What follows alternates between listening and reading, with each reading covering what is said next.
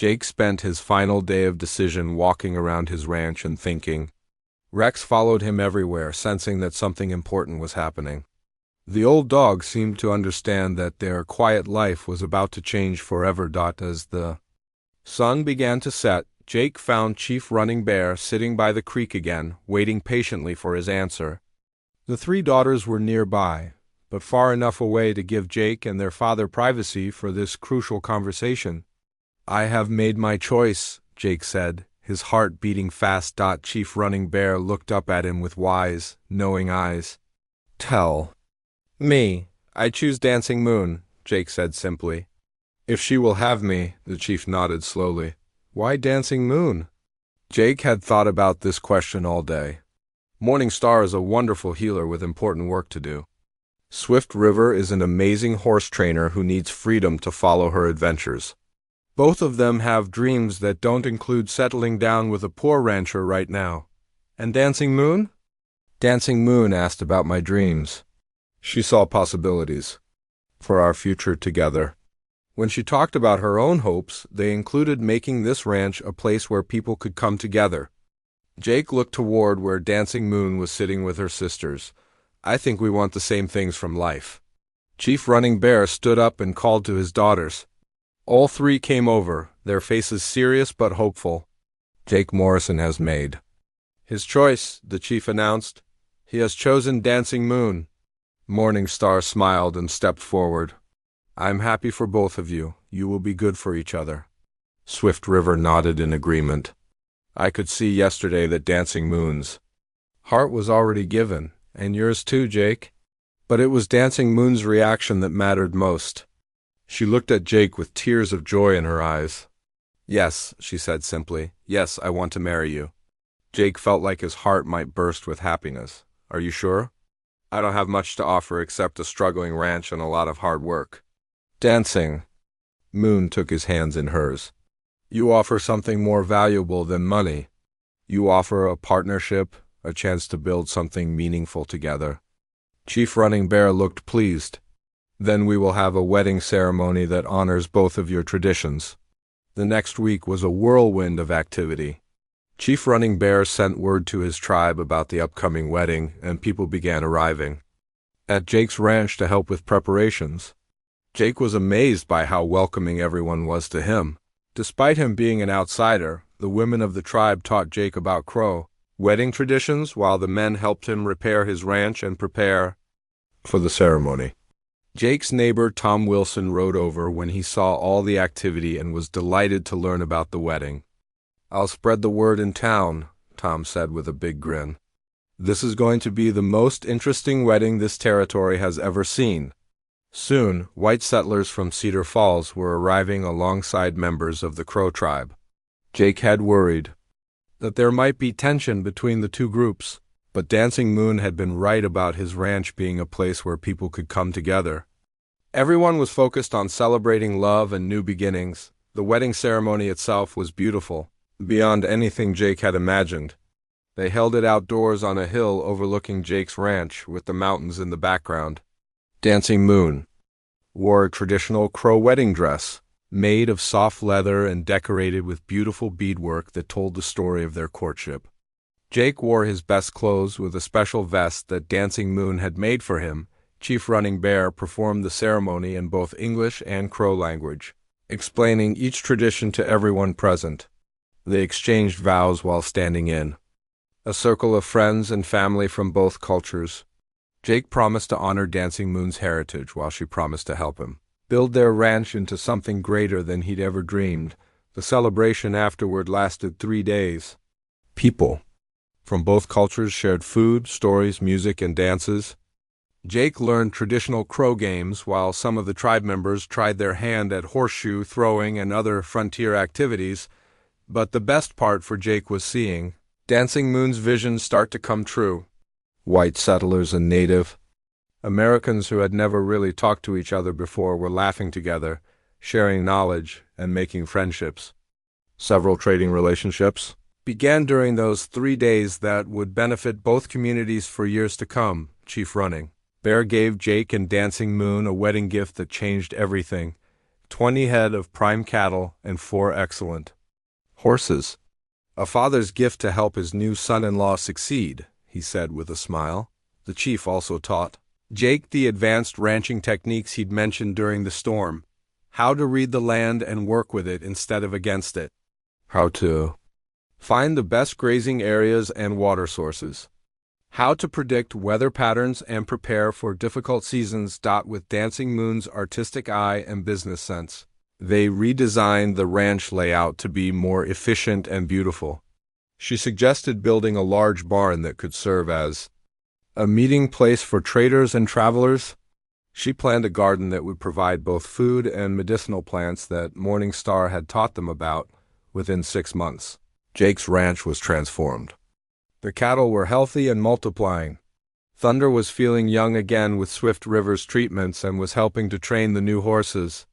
The ranch had become a regular stopping point for travelers going between the white settlements and Native American villages. Jake and Dancing Moon built a bigger cabin with room for guests and their growing family. Dancing Moon was expecting their first child, and both of them were excited about raising a child who would grow up understanding both cultures. The ranch became known throughout the territory as a place where people of all backgrounds were welcome.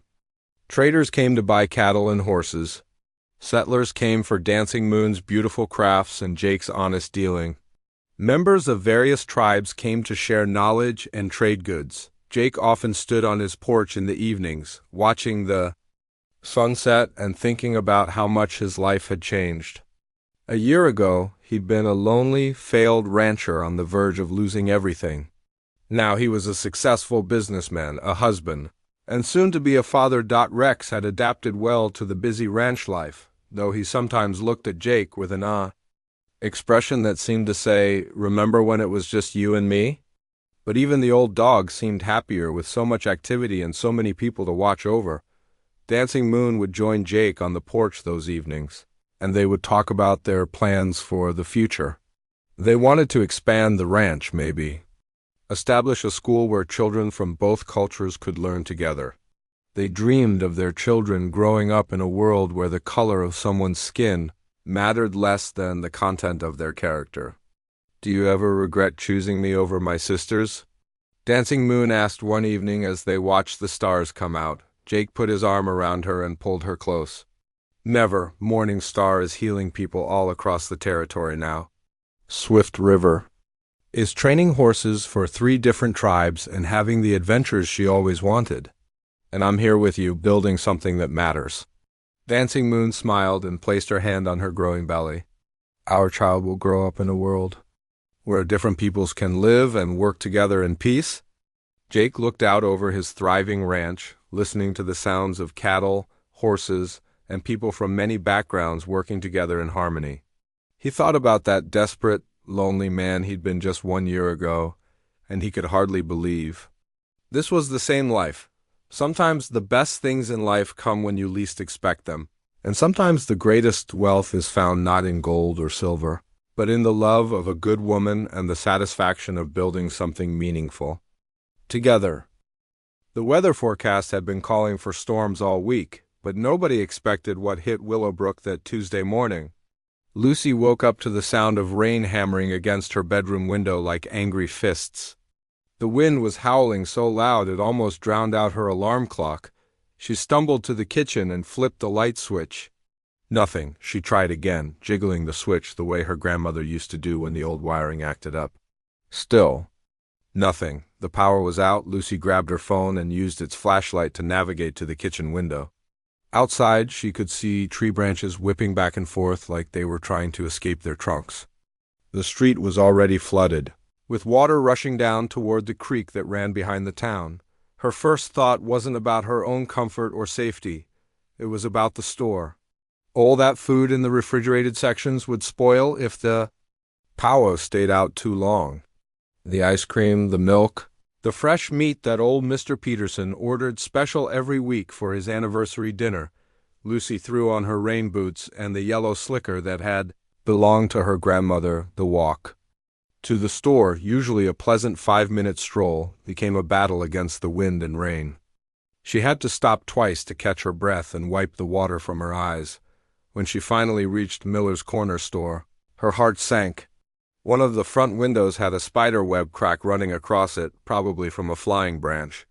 Water was already seeping under the front door, creating a small puddle on the welcome mat her grandmother had braided by hand, but the backup generator in the storage room roared to life when she pulled the cord, just like Grandpa Miller had taught her years ago. The lights flickered on, dim but steady. At least she could save most of the refrigerated items. Lucy spent the next hour moving everything she could into the 3 large coolers she kept for emergencies. Ice cream went into one, dairy products into another, and the meat into the third with all the ice she could find. Her back ached from bending and lifting, and her clothes were soaked with a mixture of rainwater and sweat. She was wrestling with a particularly heavy case of milk when she heard the familiar chime of the front doorbell. Lucy looked up, expecting to see Mrs. Henderson or maybe Sheriff Williams checking on her. Instead, there stood the cowboy, dripping wet and looking concerned. For a moment, neither of them spoke. He took in the scene: Lucy on her knees surrounded by groceries, the cracked window, the sound of the generator struggling to keep up with the demand. His usual reserved expression softened into something Lucy had never seen before. "Looks like you could use some help," he said, and without waiting for an answer, he hung his wet hat on the door handle and rolled up his sleeves. Lucy started to protest that she could manage, but the words died in her throat when she saw him already lifting the heavy cases she'd been struggling with. His movements were efficient and careful, like someone who'd spent his life doing physical work and understood how to pace himself. "Where do you want these?" he asked, nodding toward a case of yogurt. "The blue cooler," Lucy managed, suddenly aware of how she must look with her hair plastered to her head and her grandmother's oversized slicker making her look like a lost child. They worked together in comfortable silence for the next hour. He seemed to understand instinctively what needed to be done, moving the most perishable items first and organizing everything so they could fit the maximum amount into the coolers. When he noticed her struggling with the industrial-sized containers of ice cream, he simply took them from her hands without making her feel weak or incapable. The rain continued to beat against the windows, and Lucy found herself stealing glances at her unexpected helper. His shirt clung to his shoulders, and she could see the muscles in his arms as he lifted heavy items that would have taken her twice as long to move. But it wasn't just his physical strength that impressed her. It was the way he anticipated what she needed, the careful way he handled her grandmother's old glass jars, the respect he showed for her space. When they finished with the refrigerated items, he noticed a cracked window. Without saying anything, he walked outside into the storm and came back with several pieces of cardboard from the recycling bin behind the store. Lucy watched from inside as he used duct tape to cover the crack, his hand steady despite the wind trying to tear the makeshift patch away. "That should hold until you can get it properly fixed," he said when he came back inside. Water dripping from his hair, Lucy wanted to say something meaningful, something that would convey how grateful she was not just for the help, but for the fact that he'd seen she needed it and hadn't hesitated to offer. Instead, she heard herself asking, "Can I make you some coffee?" "The generator's keeping the coffee maker working." He paused, and for a moment Lucy thought he might actually say yes. She could almost picture them sitting at the small table she kept in the back room, warming up and talking about something other than bread and milk for once. But then he glanced toward the door, where his hat waited on the hook, and shook his head politely. "I should let you get back to your work," he said. "Storm like this, you've got enough to worry about without entertaining company." Lucy felt a stab of disappointment, but she nodded. "Of course, thank you for everything. I don't know what I would have done without your help." He walked toward the door, then paused with his hand on the handle. "Name's Jake, by the way." "Jake Thompson." "Lucy," she replied, feeling like they'd just crossed some invisible line. "Lucy Miller." Jake touched the brim of his hat, which was still dripping from his time outside. "Pleasure to properly meet you, Lucy Miller." After he left, Lucy realized he'd never bought his usual bread and milk, the items he came for every Tuesday without fail. The whole reason for his visit. had been completely forgotten in the urgency of helping her weather the storm. She stood at the window, watching his truck disappear into the gray morning, and felt something shift inside her chest. This wasn't just the polite cowboy who bought groceries anymore. This was Jake Thompson, a man who would walk into a storm to help a neighbor without being asked. The power came back on around noon, and Lucy spent the rest of the day moving everything back to its proper place. But she kept thinking about the way Jake had organized the coolers, making sure everything fit perfectly. The way he'd noticed the cracked window without her having to point it out. The way he'd introduced himself as if giving her his name was a gift. That evening, as she locked up the store, Lucy realized that Tuesday had become something entirely different. It wasn't just about their routine anymore. It was about the kind of person who shows up when you need them most, who sees what needs to be done and does it without making a big deal about it. She had no way of knowing that Jake had driven past the store 3 times that morning, worried about whether she was safe in the storm, before finally working up the courage to stop and check on her. She didn't know that he'd gone home and changed into dry clothes, but kept thinking about the determined way she'd been trying to save her inventory, or how grateful her smile had been when he'd offered to help. All Lucy knew was that next Tuesday couldn't come fast enough. The Tuesday after the storm felt different from the moment Jake walked through the door. Lucy had been arranging a fresh bouquet of wildflowers near the register when she heard the familiar chime. She looked up to see Jake removing his hat, but this time he didn't head straight for the dairy section. Instead, he paused by the flowers, a small smile playing at the corners of his mouth. "Those are real pretty," he said, his voice carrying a warmth that hadn't been there during their previous brief exchanges. "Did you pick them yourself?" Lucy felt her cheeks warm. "I did. There's a field behind my house where they grow wild. My grandmother always said fresh flowers make everything feel more welcoming." She was right about that, Jake said, and Lucy noticed he was really looking at the flowers, not just making polite conversation. "My mother used to do the same thing. Said a house without flowers was just a building." It was the first personal thing he'd ever shared with her, and Lucy found herself wanting to know more. But before she could ask, Jake seemed to catch himself and cleared his throat. "Better get what I came for," he said. Heading toward the milk section. Lucy watched him go, noting that his steps seemed less hurried than usual. When he returned with his gallon of milk and loaf of bread, he set them on the counter but didn't immediately reach for his wallet. "Window looks good as new," he observed, glancing toward the front of the store. "The repairman came yesterday. He said you did a perfect temporary job, kept all the water out." Lucy rang up his items, but found herself moving slower than usual. "Hoping to stretch out their conversation? Glad to hear it." Jake pulled out his wallet, but his eyes had wandered to the wall behind the counter where Lucy had hung a collection of old photographs. "Are those pictures of the town?" Lucy turned to follow his gaze. The photographs showed Willowbrook from different eras, the main street in the 1940s when it was still dirt, the annual Harvest Festival from the 1960s, the grand opening of Miller's corner store in 1952 when her grandparents were young and full of dreams. My grandmother collected them over the years. She said it was important to remember where we came from." Lucy pointed to one particular photo. "That's her and my grandfather on their wedding day, right here in front of the store." Jake stepped closer to get a better look, and Lucy caught a hint of his cologne mixed with the clean smell of soap and something that might have been hay. "They look happy," he said softly. "They were 47 years together before Grandpa passed. Grandma always said they built something that would last." Lucy realized she was sharing more than she usually did with customers, but something about Jake's quiet attention made the words flow easily. "That's something special," Jake said, and there was a note in his voice that made Lucy wonder about his own story. Had he ever had someone he wanted to build something lasting with? Jake paid for his items, counting out the exact change as always, but he didn't immediately head for the door. Instead, he lingered by the counter, seeming to wrestle with something. "I've been wondering," he said finally, "about the name Miller's Corner Store. Miller was your grandmother's maiden name?" "Actually, it was my grandfather's name. Thomas Miller. He started this place with his own hands. built most of the shelves and fixtures himself. When my parents moved to the city, they wanted me to sell it, but I couldn't bear the thought of all his work going to strangers. Jake nodded slowly.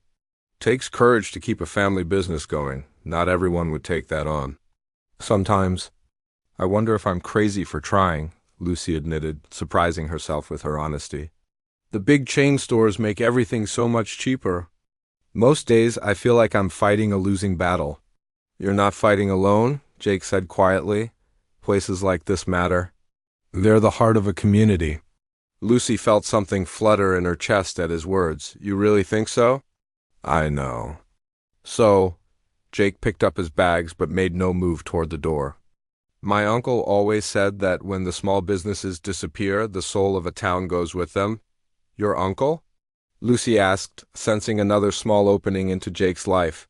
He passed last year, left me his ranch just outside town.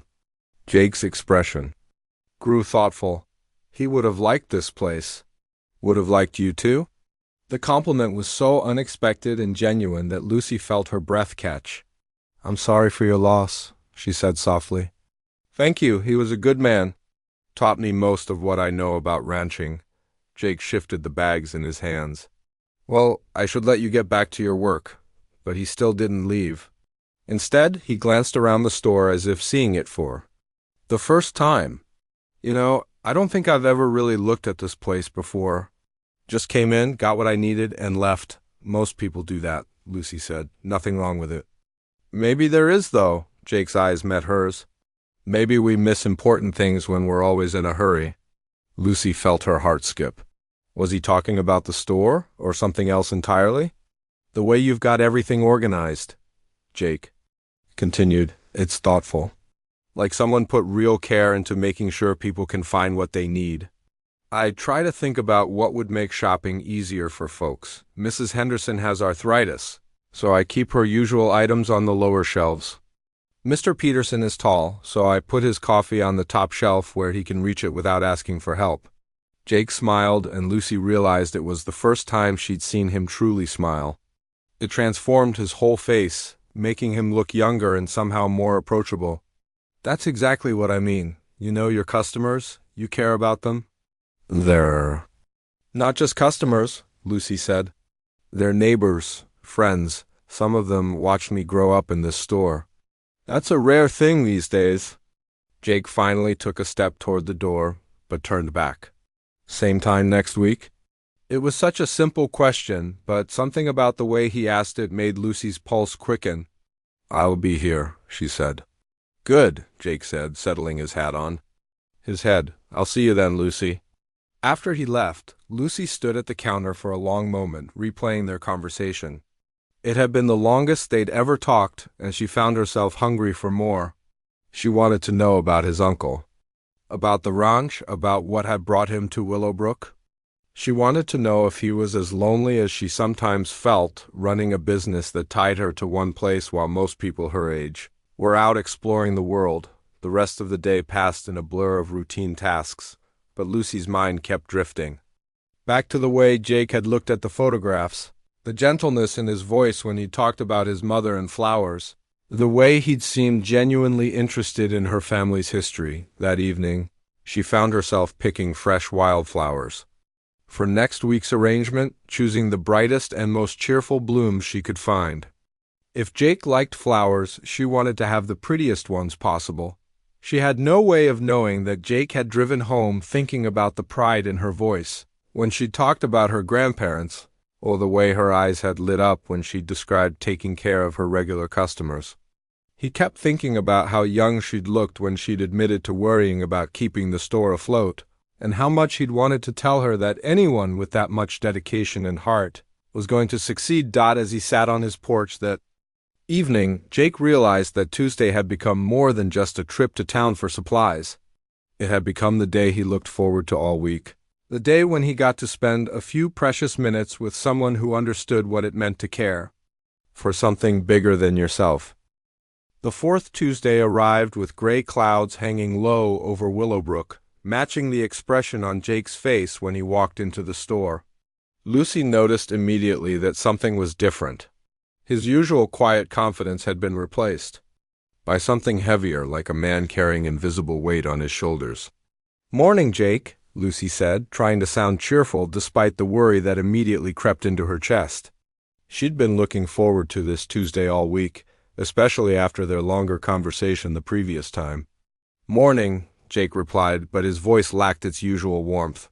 He touched his hat brim in the familiar gesture, but his eyes didn't quite meet hers. Lucy watched as he went through his routine, selecting the milk and bread with the same careful attention as always.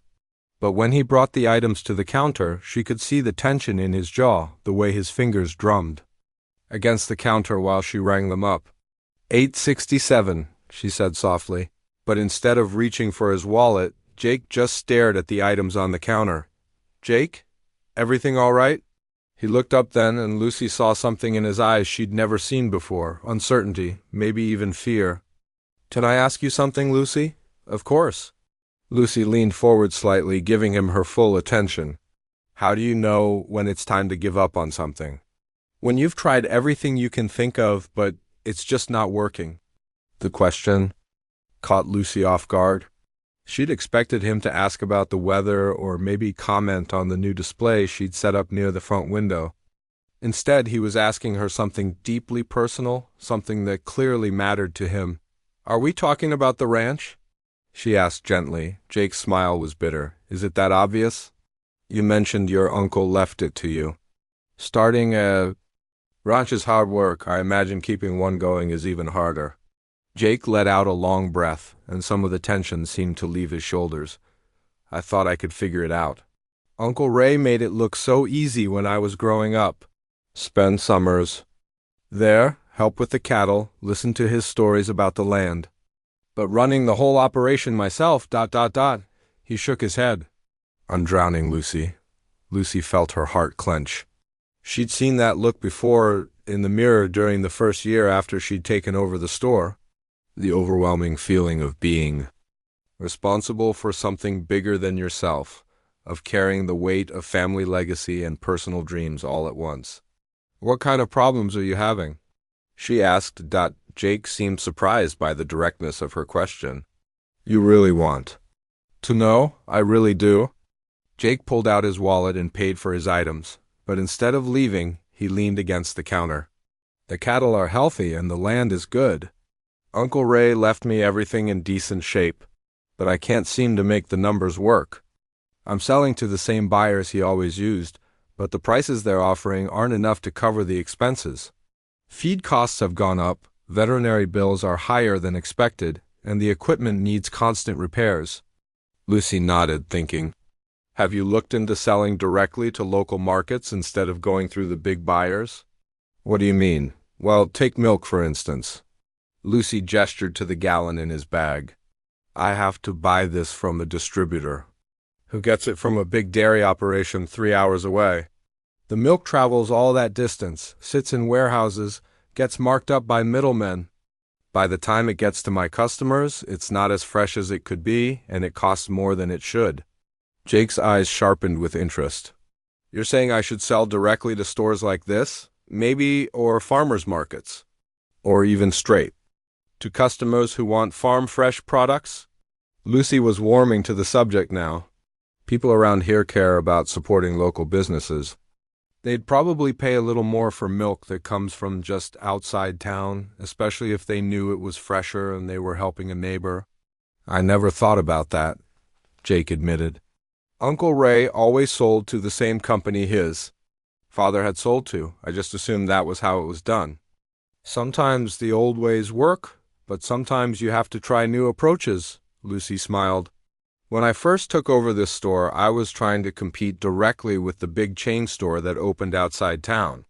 I was driving myself crazy trying to match their prices on everything. Then I realized I didn't need to be the cheapest. I needed to be the most helpful, the most convenient, the place where people felt welcome and cared for." Jake was quiet for a moment, absorbing her words. "That makes sense. But I wouldn't even know where to start with direct sales."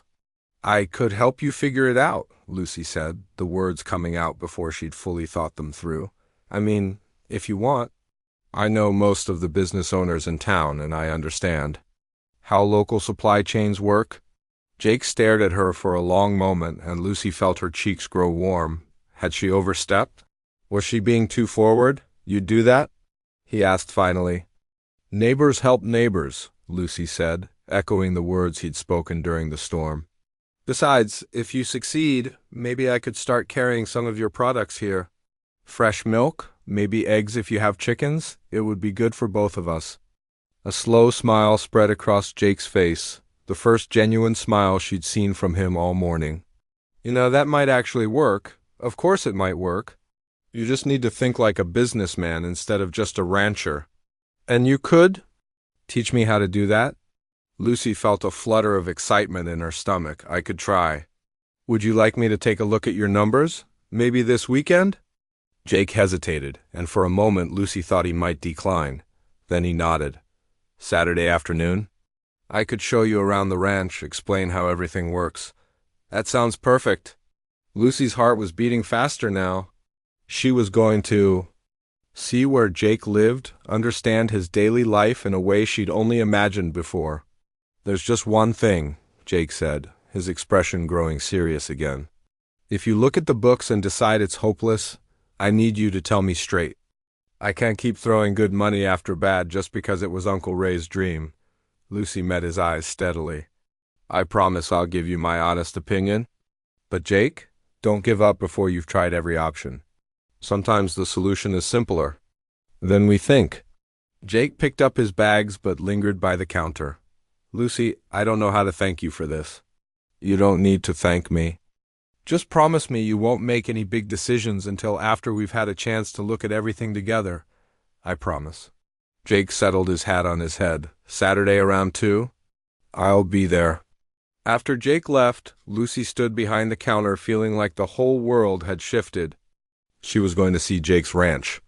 She was going to help him save his business. More than that, she was going to spend time with him outside of their Tuesday routine. Time when they could really talk and get to know each other. The rest of the morning passed quickly as Lucy found herself making mental lists of questions to ask Jake and ideas to research before Saturday. She thought about local restaurants that might be interested in farm-fresh ingredients, about the growing trend of people wanting to know where their food came from, about the farmers market that set up in the town square every Saturday morning. Mrs. Henderson came in around lunchtime and commented that Lucy seemed unusually cheerful. "You're practically glowing, dear. Something good happen?" Lucy just smiled and said it was a beautiful day. She wasn't ready to share what was happening with Jake, wasn't even sure what was happening herself. All she knew was that for the first time in months, she felt like she was part of something bigger than just running her grandmother's store. She felt like she was helping someone build a future and maybe, just maybe, building something for herself too. Saturday afternoon arrived bright and clear, with the kind of blue sky that made everything look like a postcard. Lucy had changed clothes 3 times before settling on jeans and a simple blue blouse that her friend Kate had once said brought out her eyes. She told herself this was a business meeting, nothing more. But her reflection in the mirror suggested otherwise. The drive to Jake's ranch took her along winding country roads she'd never explored before, past fields of wildflowers and old oak trees that had probably been standing when her grandparents first arrived in Willowbrook. She followed Jake's directions carefully, turning at the mailbox marked Thompson Ranch onto a gravel drive that led up a gentle hill. The house came into view first, a modest single-story building with a wraparound porch that looked like it had been built for sitting and watching sunsets. The white paint was clean but weathered, and Lucy could see flower boxes under the windows that were empty now but showed signs of having been tended recently. Jake appeared from around the side of the house before she'd even turned off her car engine. He was wearing clean jeans and a button-down shirt, and Lucy noticed he'd made an effort to tame his usually wind-blown hair. The sight of him in his own environment, relaxed and welcoming, made her stomach flutter with nervous excitement. "You found it all right," he said, opening her car door with old-fashioned courtesy. "Your directions were perfect." Lucy stepped out and immediately breathed in the fresh country air. It smelled like grass and earth and something else she couldn't identify. Freedom, maybe. That's the smell of clean living, Jake said, noticing her deep breath. No car exhaust, no industrial pollution, just land and sky and cattle. Lucy turned in a slow circle, taking in the view. Rolling pastures stretched in every direction, dotted with black and brown cattle that looked healthy and content. In the distance, she could see a red barn and several smaller outbuildings. It was beautiful, but she could also see the challenges Jake faced. This was a big operation for one person to manage alone. It's incredible, Jake. Your uncle built something amazing here. He did. Come on, let me show you around before we dive into the boring business stuff. They walked toward the pastures, and Jake explained the layout of the ranch. 300 acres of grazing land, a herd of about 200 cattle, enough hay fields to feed them through the winter. As they walked, Jake's whole demeanor changed. This was his element, and Lucy could see the passion in his eyes when he talked about the land and the animals. These are mostly Angus, Jake said, stopping by a fence where several cattle had wandered over to investigate the visitors. Uncle Ray always said they were the best combination of good meat and easy temperament. Lucy watched as Jake reached through the fence to pat one of the cows on the nose. The animal seemed to know him, leaning into his touch like a giant pet. They seem to like you. Cattle are smart. They know who cares about them and who's just going through the motions. Jake's voice was soft as he spoke to the cow. Isn't that right, Bessie? You name them? Jake looked slightly embarrassed. Uncle Ray started it. Said every living thing deserves a name. I thought it was silly at first, but now, ... he shrugged. It helps me keep track of their personalities. Bessie here is the herd mother. All the other cows looked to her for guidance. Lucy found herself charmed by this glimpse into Jake's gentler side. She'd seen him as the quiet cowboy, the helpful neighbor, but now she was seeing him as a caretaker, someone who understood that farming was about more than just making money. They continued the tour, visiting the barn where Jake showed her the milking equipment and explained his daily routine. Up before dawn to milk the cows, out to check on the herd throughout the day, evening milking, and countless other tasks that never seemed to end. The work doesn't bother me, Jake said as they walked back toward the house. I love what I do. It's the business side that has me stumped. That's what I'm here for, Lucy reminded him. Show me those books you mentioned. Jake led her to a small office off the main living room, where papers were spread across an old wooden desk. Lucy could see immediately that Jake was meticulous about record-keeping, but the organization was more suited to tracking cattle health than analyzing profit margins. This is impressive, Lucy said, picking up a ledger where Jake had recorded every expense down to the penny. You're tracking everything? Uncle Ray taught me that. Said you can't manage what you don't measure. Lucy spent the next hour going through Jake's records, asking questions and making notes. The picture that emerged was exactly what she'd suspected. Jake was selling his milk and beef to large companies that paid commodity prices, while his costs for feed, veterinary care, and equipment maintenance were steadily rising. Your milk production is excellent, Lucy said, looking up from a spreadsheet. And your cattle are healthy, which means low veterinary costs compared to other ranches this size. The problem is you're thinking like a commodity producer when you should be thinking like a specialty provider? What's the difference? Lucy leaned back in her chair, organizing her thoughts. A commodity producer tries to compete on volume and price. They sell to big companies that want consistent supply at the lowest possible cost. A specialty provider focuses on quality and local relationships. They charge more, but they offer something the big companies can't. Jake nodded slowly. Like what? Like fresh milk that was in the cow yesterday and on the customer's table today. Like knowing the farmer who raised your beef. Like supporting local business instead of sending money to some corporation in another state. Lucy pulled out a notebook and started sketching out ideas. Look, I know at least 5 restaurants in the county that would love to serve locally sourced beef. And if your milk is as good as I think it is, I could probably sell it in my store for a premium price. People would pay extra to know it came from right here in Willowbrook. You really think so? I know so. But we'd need to start small, test the market. Lucy was getting excited now, seeing possibilities everywhere. What if we started with my store? I could replace the milk I'm buying from the distributor with yours. If customers like it, word will spread. Jake was quiet for a moment, studying the numbers Lucy had written down. The profit margins would be better, he admitted. Much better. And once you establish yourself with local sales, you can expand. Farmers markets, restaurants, maybe even a small dairy stand here at the ranch where people can come by directly.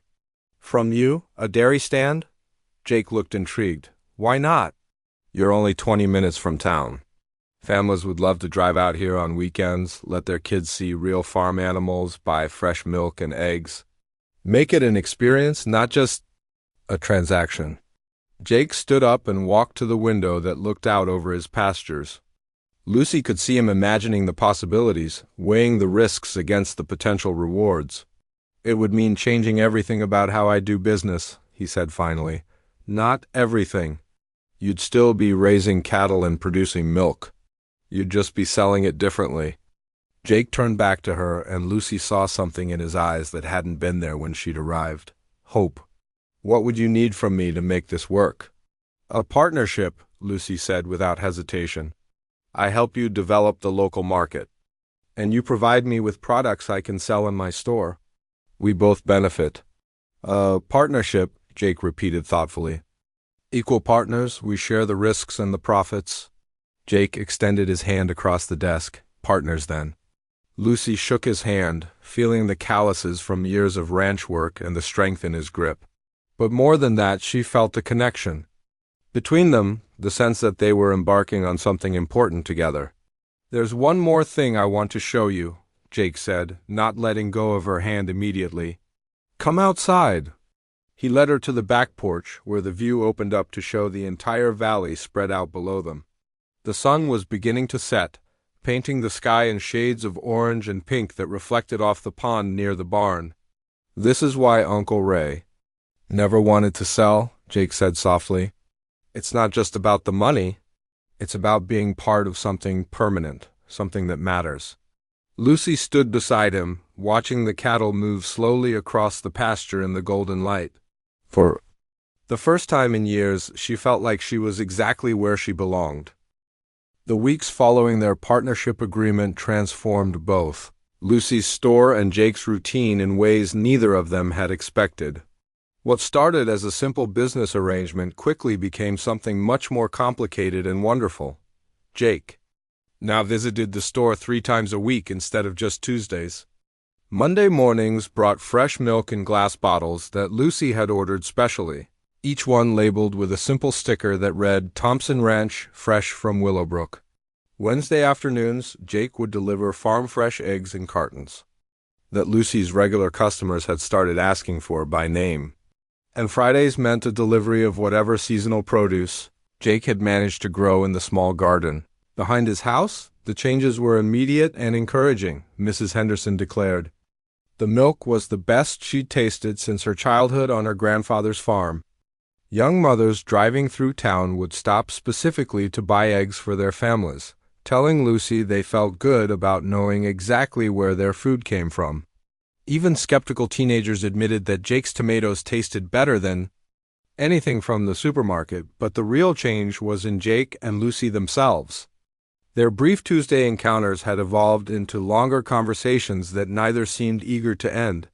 Jake would arrive with his deliveries and find reasons to linger, helping Lucy rearrange displays or fix small problems around the store. Lucy discovered that Jake had opinions about everything from the best way to organize a stockroom to whether the old wooden floors should be refinished or left with their weathered character.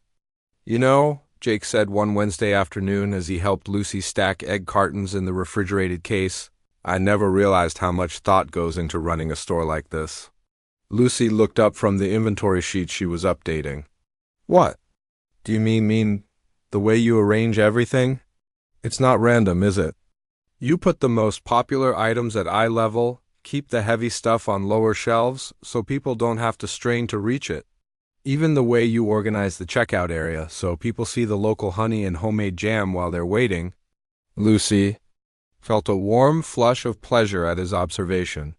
Most people don't notice that kind of thing. Maybe they should, Jake said, closing the refrigerator door and turning to face her. You're not just selling groceries. You're taking care of people. The compliment hit Lucy deeper than she expected. In the 2 years since David had left, criticizing everything about her choice to stay in Willowbrook and run the family store, she'd sometimes wondered if she was wasting her life. Jake's words reminded her that what she did mattered. It's what my grandmother always taught me, Lucy said softly. She used to say that a good shopkeeper doesn't just sell products, they sell peace of mind. People need to know that someone cares whether they can find what they need. Jake leaned against the counter, studying her face with an intensity that made Lucy's heart race. She sounds like a wise woman. She was. I miss her every day. Lucy found herself sharing more than she usually did. Sometimes I wonder what she'd think about all the changes I've made. I think she'd be proud, Jake said without hesitation. You're not just maintaining what she built, you're making it better. Their conversations weren't always about business. As the weeks passed, Lucy learned that Jake read voraciously in the evenings, everything from ranch management guides to classic novels. He learned that Lucy had wanted to be a teacher before her grandmother's illness brought her home to Willowbrook. They discovered they both loved old movies, though Jake preferred westerns while Lucy favored romantic comedies. You've never seen Casablanca? Lucy asked one Friday afternoon, genuinely shocked. Never had much time for movies, Jake admitted, looking slightly embarrassed. Uncle Ray wasn't much for television. That's a crime against culture, Lucy declared, dramatically. It's only the greatest romance ever filmed. I'll take your word for it, Jake said, but Lucy caught something in his expression that suggested he might be more interested in the topic than he let on. The local community began to notice their partnership in ways that went beyond business. At the weekly church service, Pastor Williams made a point of mentioning how wonderful it was to see local businesses supporting each other. Betty at the diner started asking Lucy about that nice young rancher with a knowing smile that made Lucy blush. Even Sheriff Williams commented that it was good to see the Thompson place thriving again, but it was the small, unguarded moments that revealed how much their relationship was changing. The way Jake's face lit up when he saw Lucy's car in the store parking lot. The way Lucy found excuses to call him about delivery schedules just to hear his voice. The careful distance they maintained between their hands when Jake helped her carry heavy boxes, as if they were both aware that touching might lead to something neither was quite ready to acknowledge. One particularly busy Friday, Lucy was struggling with a delivery from her regular supplier when Jake arrived with his weekly produce. The delivery truck had brought twice as many cases as she'd ordered, and she was trying to figure out where to store everything. Looks like you could use some help, Jake said, surveying the chaos. The driver insisted I'd ordered all this, but I know I didn't, Lucy said, frustration clear in her voice. Now I'm stuck with twice as much inventory as I can afford, and half of it will go bad before I can sell it. Jake walked around the stacks of boxes, thinking, what if we set up a weekend sale? Move some of this inventory fast before it spoils. Sale? Why not? Put tables out front, mark everything down, let people know they're getting a good deal on fresh produce. Jake's eyes brightened with enthusiasm. I could bring some of my vegetables too, make it a real farmer's market right here. Lucy felt a spark of excitement. That could actually work. But I'd need help setting it up, managing everything. I'm not going anywhere, Jake said simply, and something in his tone made Lucy's breath catch. They spent the rest of the afternoon planning what they started calling their emergency farmer's market. Jake suggested they could set it up in the small parking lot beside the store, using tables from the church and signs that Lucy could make on her computer. They worked together with an easy rhythm that felt natural, finishing each other's sentences and building on each other's ideas. As the sun began to set, they stood outside the store looking at their plans, both tired but energized by their collaborative effort. You know, Lucy said, I never would have thought of this on my own. Sure you would have, Jake replied. You're one of the smartest people I know. Lucy turned to look at him, surprised by the sincerity in his voice. You really think so? I know so. Jake's voice was quiet, serious. The way you see solutions where other people only see problems. The way you care about everyone who walks into your store. The way you jumped in to help me save the ranch without asking for anything in return. He paused, seeming to struggle. With his words, You're remarkable, Lucy. Standing there in the fading light, with Jake looking at her like she was something precious, Lucy felt the careful walls she'd built around her heart begin to crumble. This wasn't just about business anymore. This wasn't just about friendship. This was about two people who had found something rare and worth protecting. Jake, she said softly, but before she could find the words to express what she was feeling, a car pulled into the parking lot and Mrs. Henderson got out, waving cheerfully. Lucy, dear, I hope I'm not too late for eggs. The moment broke, but as Jake helped Mrs. Henderson with her shopping and Lucy rang up her purchases, both of them were acutely aware that something important had almost been said. Something that would change everything between them. As Jake prepared to leave that evening, he lingered by his truck longer than usual. The market tomorrow, he said. We're really doing this? We're really doing this, Lucy confirmed. Partners, Jake said, extending his hand. Partners, Lucy agreed, shaking his hand and trying to ignore the electricity that shot through her at his touch. But as Jake drove away and Lucy locked up the store, both of them knew that partnership was just another word for what was really happening between them. They were falling in love, slowly and carefully and completely, and tomorrow's farmers' market would be just another step in a dance they'd been learning together for weeks. The morning of the Willowbrook Harvest Festival dawned crisp and clear, with the kind of golden autumn light that made everything look like a painting. Lucy had been awake since 5, her stomach fluttering with a mixture of excitement and nervousness.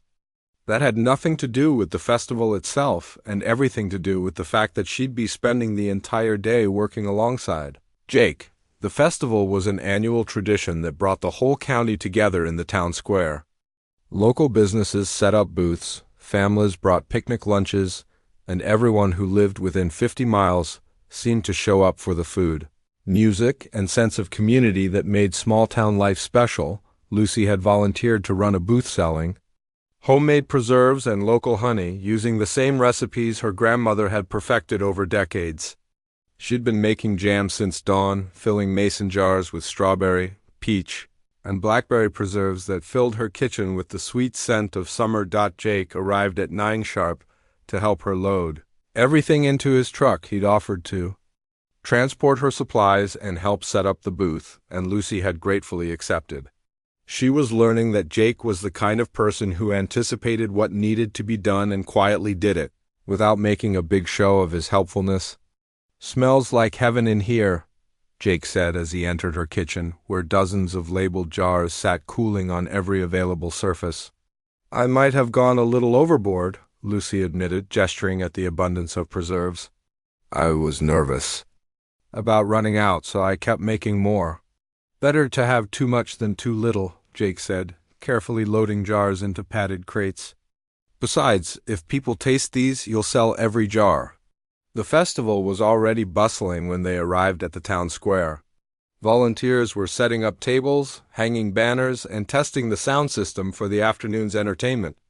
Lucy spotted familiar faces everywhere, Mrs. Henderson directing the setup of the church bake sale, Sheriff Williams helping the high school band arrange their chairs, Betty from the diner arguing with someone about the best spot for the food. Vendors. Jake helped Lucy arrange her booth with the same attention to detail he brought to everything else. He suggested displaying the jars at different heights to create visual interest, positioned the honey display to catch the morning light, and even hand-lettered a few signs when Lucy mentioned she'd forgotten to make them. Where did you learn to write like that? Lucy asked, admiring his neat, artistic lettering. Uncle Ray taught me. Said a man should be able to make his writing look respectable. Jake stepped back to survey their work. He was old-fashioned about things like that. As the festival officially opened and customers began browsing the booths, Lucy watched Jake interact with the community in a way she'd never seen before. away from the quiet confines of her store, surrounded by families and neighbors. A different side of his personality emerged. When old Mr. Peterson stopped by their booth, Jake remembered that he'd mentioned his wife's love for peach preserves during one of their brief encounters at the store months ago. He made sure Mr. Peterson got the best jar Lucy had made, and even helped him carry his other purchases when his arthritis made the bags too heavy. At the children's activity area, Lucy noticed Jake kneeling down to help a little girl who dropped her face-painting ticket in the dirt. He cleaned it off and walked her back to her parents, making sure she didn't get lost in the crowd. When a group of teenagers asked him about ranch life, he spent 20 minutes answering their questions with genuine interest, describing the daily routine of caring for cattle and the satisfaction of working the land. But it was his interaction with elderly Mrs. Cooper that really opened Lucy's eyes to who Jake was beneath his quiet exterior. Mrs. Cooper had been widowed for 3 years and rarely left her house except for church and grocery shopping. She looked overwhelmed by the festival crowd, standing alone near the edge of the square like she wanted to participate but didn't know how. Jake noticed her immediately. He excused himself from Lucy's booth and walked over to Mrs. Cooper, offering his arm and asking if she'd like to see the displays. For the next hour, he escorted her around the festival, helping her sample foods, introducing her to other vendors, and making sure she felt included in the community celebration. Lucy watched this unfold while selling her preserves, and something profound shifted in her chest. This wasn't just the helpful neighbor who'd fixed her window during the storm, or the business partner who brought fresh milk to her store. This was a man who saw loneliness and reached out without being asked, who treated children and elderly people with the same respect he showed everyone else, who made the world a little bit better just by being in it. "That young man of yours is something special," said Mrs. Patterson, one of Lucy's regular customers, following her gaze to where Jake was helping Mrs. Cooper select vegetables from another vendor's booth. "He's not my young man," Lucy protested automatically, but the words felt wrong as soon as she said them. Mrs. Patterson just smiled knowingly. "Honey, the way he looks at you when you're not watching says otherwise. And the way you light up when he's around? That's not just business. Partnership." Lucy felt her cheeks burn, but before she could respond, a group of customers approached the booth and she became busy making sales and explaining her grandmother's recipes. Still, Mrs. Patterson's words echoed in her mind. Did Jake really look at her in a special way? Did she really light up around him? As the afternoon wore on, Lucy found herself stealing glances at Jake whenever he was helping other people or working at the booth beside hers, where he'd set up a display of fresh vegetables and farm-fresh dairy products. She watched the easy way he talked with farmers about crop rotation and weather patterns, the patience he showed when children asked if they could pet his imaginary horses, the genuine smile he wore when customers complimented the quality of his produce. But it was during the evening's entertainment that Lucy's feelings crystallized into something she could no longer ignore. The local high school band was playing a mix of country classics and popular songs, and couples had begun dancing on the grass in front of the makeshift stage. Children ran between the dancers, and elderly couples swayed together to songs they'd probably danced to 50 years earlier. Jake had returned to help Lucy pack up her booth as the sun began to set. Most of her preserves had sold, and she was feeling proud of the day's success. They worked together in comfortable silence, wrapping leftover jars and dismantling the display they'd so carefully constructed that morning. "Successful day," Jake said, loading the last crate into his truck. "Very successful. I never could have managed it without your help." Jake paused in his work and looked at her seriously. "Lucy, you could manage anything you set your mind to. You don't need me or anyone else to succeed." The compliment was so sincere, so free of any expectation of gratitude or return, that Lucy felt tears prick at her eyes. When was the last time someone had expressed such complete faith in her abilities? "Dance with me," she said suddenly, the words tumbling out before she could stop them. Jake looked surprised. "I'm not much of a dancer." "Neither am I, but the music's beautiful, and it's been such a perfect day." Lucy held out her hand, her heart pounding at her own boldness. Jake looked at her outstretched hand for a long moment, then slowly took it in his own. His palm was warm and calloused from ranch work, and Lucy felt a jolt of electricity at the contact. They moved to the edge of the dancing area, where other couples swayed to a slow country ballad. Jake's arms came around her cautiously, respectfully, and Lucy rested her hand on his shoulder. They moved together awkwardly at first, both clearly inexperienced with dancing, but gradually found a rhythm that worked. "This is nice," Lucy murmured, surprised by how right it felt to be in Jake's arms. "Yeah," Jake's voice was rough with emotion. "It is." As they swayed together under the string lights that had been hung around the square, Lucy realized that everything had changed. She wasn't just attracted to Jake or fond of him or grateful for his help with her business. She was deeply, completely, hopelessly in love with this quiet, honorable man who treated everyone with kindness and made her feel like the most important person in the world. The song ended, but neither of them moved to step apart. They stood there in the fading light, looking into each other's eyes, both seeming to recognize that they'd crossed some invisible line, from friendship into something much more dangerous and wonderful.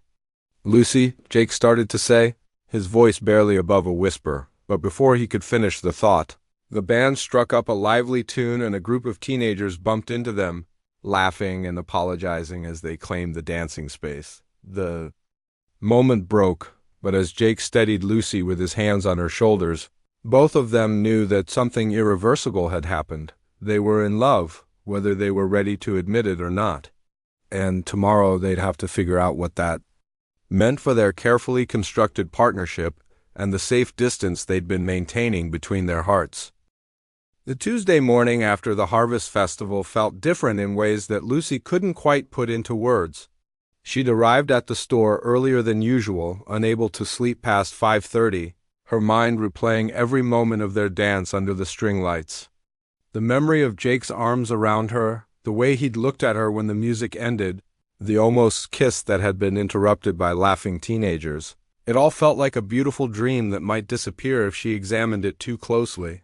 Lucy busied herself with unnecessary tasks, rearranging displays that didn't need rearranging and checking inventory that she'd already counted twice. She found herself glancing at the clock every few minutes, her heart rate picking up as 7:30 approached. Would Jake act differently after what had happened between them? Would he pretend the dance had never occurred? Would he finally say the words that had been hovering unspoken between them for weeks?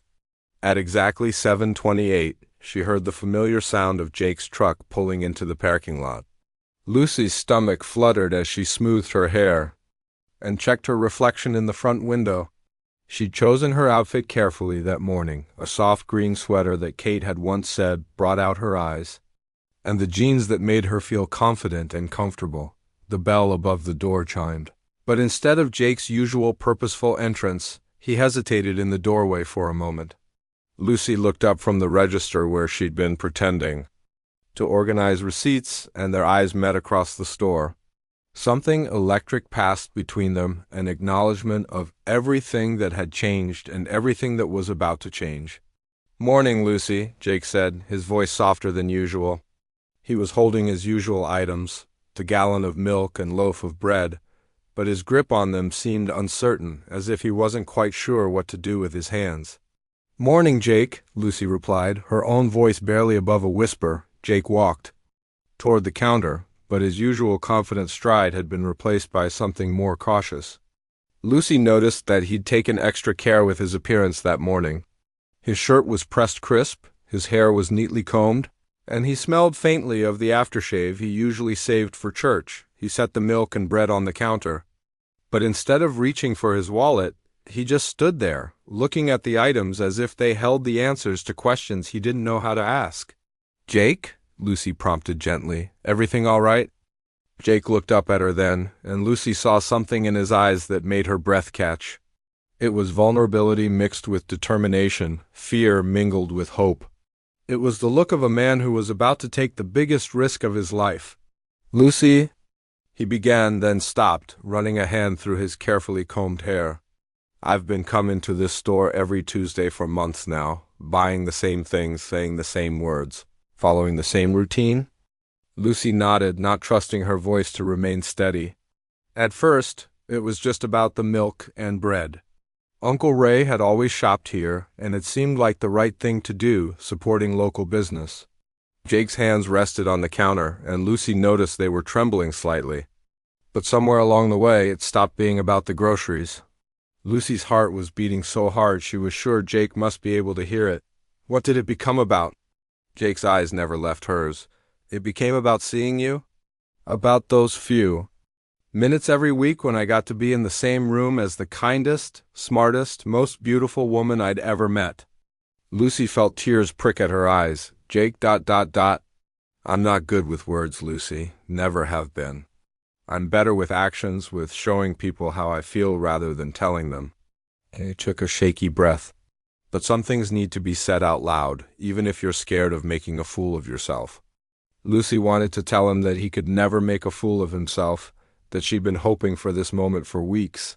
But she sensed that Jake needed to finish what he'd started. These past few weeks working with you, spending time with you, getting to know who you really are. Jake paused, seeming to gather his courage. I realized that somewhere along the way I fell in love with you. The words hung in the air between them, simple and honest and perfect. Lucy felt like she might float away from sheer happiness, but Jake wasn't finished. I know this complicates things, he continued, his voice growing stronger with conviction. I know we have a business partnership, and I don't want to mess that up. I know you might not feel the same way, and if that's the case, I promise nothing has to change. We can keep working together, keep being friends, and I'll never mention this again.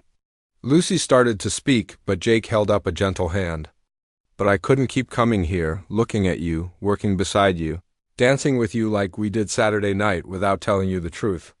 Jake reached into his jacket pocket and pulled out a small wrapped package. I brought my usual items today, the milk and bread that brought me to you in the first place, but I brought something else too. He set the package on the counter between them, his eyes never leaving Lucy's face.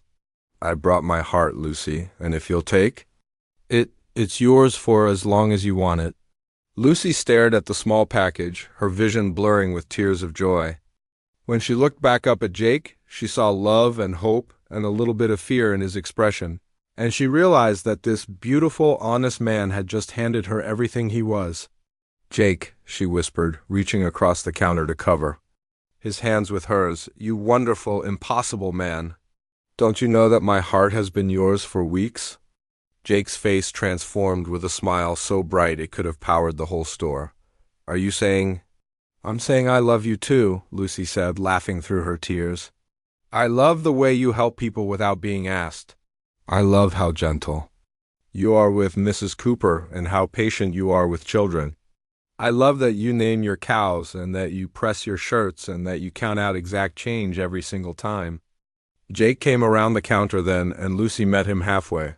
When he cupped her face in his hands, she could see her own happiness reflected in his eyes. I love that you remember everyone's favorite products, Jake said softly. I love that you put flowers in the store to make people feel welcome. I love that you saw potential in my ranch when I was ready to give up. I love that you dance like nobody's watching and that you make the best preserves in 3 counties. Jake? Lucy murmured, rising on her tiptoes as he leaned down. Their first kiss was everything Lucy had imagined and more. It was gentle and sweet and full of all the words they hadn't been able to say during months of careful friendship. When they finally broke apart, both of them were smiling so hard their cheeks hurt. So, Jake said, still holding her close, what happens now? Lucy glanced around the store that had been her whole world for so long, then looked back at the man who had just expanded that world in ways she was still discovering. Now we figure it out together. Partners in business, partners in life, partners in whatever comes next. I like the sound of that, Jake said, spinning her around in a circle that made her laugh with pure joy as he set her down. The morning sun streamed through the store windows, illuminating the simple scene, 2 people who had found each other over milk and bread and built something beautiful together. The bread and milk that had brought them together sat forgotten on the counter, but they didn't mind. They had found something much more important. Outside, Willowbrook was waking up to a new day, and inside Miller's Corner store, two hearts were starting a new chapter together, built on friendship, nurtured by partnership, and sealed with love that had been worth waiting for.